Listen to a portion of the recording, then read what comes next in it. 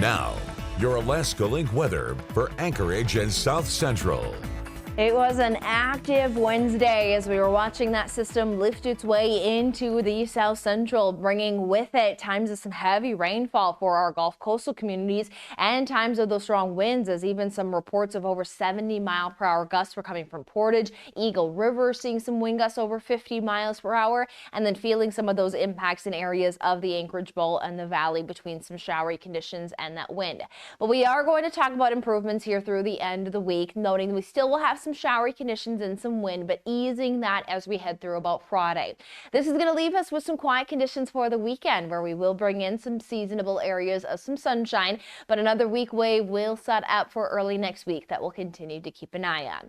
Now, we still have some of those higher impacts for our marine forecast, noting that we still have some of those stronger winds, even up to 30 knots possible, but we will see some of those sea levels subside through the day as we will be watching these conditions again ease through Friday especially.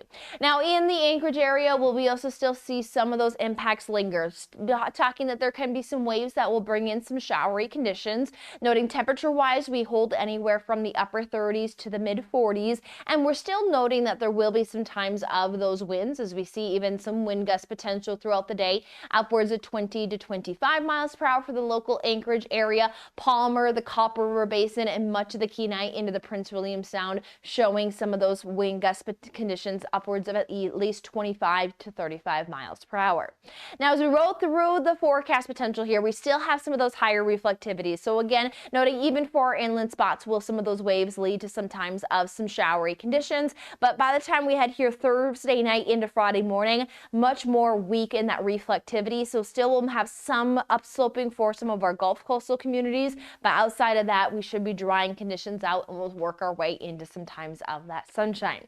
When it comes down to sunshine, we are going to be heading towards 15 hours, just shy of that threshold for our Thursday, with nearly that 6:30 sunrise and a nearly 9:30 sunset. So by Friday, we'll be into that 15-hour point. Now, we are seeing that temperature-wise, we are going to continue to note that we have near seasonable temperatures, that definitely with some of these gloomier days and departing systems will we see some cool downs, but overall ranging anywhere from upper 30s to those upper 40s for our Thursday.